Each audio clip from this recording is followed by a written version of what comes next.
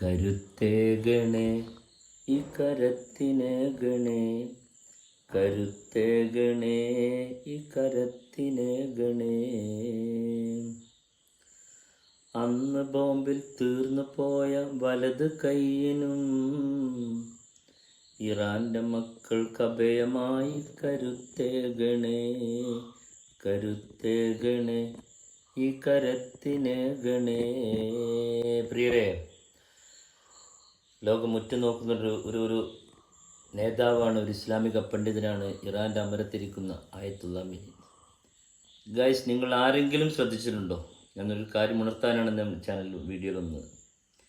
ഏതെങ്കിലും ഒരു പൊതുപരിപാടിയിലോ ഒരു അഭിസംബോധനത്തിന് എവിടെയെങ്കിലും ഈ ഇറാൻ്റെ അമരക്കാരൻ ആരെയെങ്കിലും വലത് കൈ കൊണ്ട് അഭിസംബോധന ചെയ്ത് നിങ്ങൾ കണ്ടിട്ടുണ്ടോ?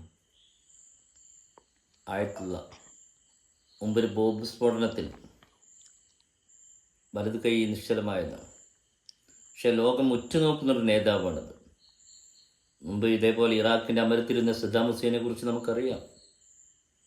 അപ്പോൾ ഞാൻ വീഡിയോയിൽ ഒരു റിക്വസ്റ്റ്, നമ്മൾ ലോകം ഉറ്റുനോക്കുന്നൊരു നേതാവാണ്, പാവപ്പെട്ട ഇറാൻ്റെ മക്കൾക്കൊരു അഭയം അത്താണിയുമാണ്. അപ്പോൾ നമ്മുടെ എല്ലാവരുടെയും കൂട്ടായ പ്രാർത്ഥനയിൽ ഇറാൻ്റെ മക്കളെയും ഇറാൻ്റെ അമരക്കാരനെയും ഉൾപ്പെടുത്തണമെന്നൊരു റിക്വസ്റ്റ്. ഓക്കെ, എല്ലാവർക്കും നല്ലത് വരട്ടെ. അനീഫ കട്ടുപ്പാറ.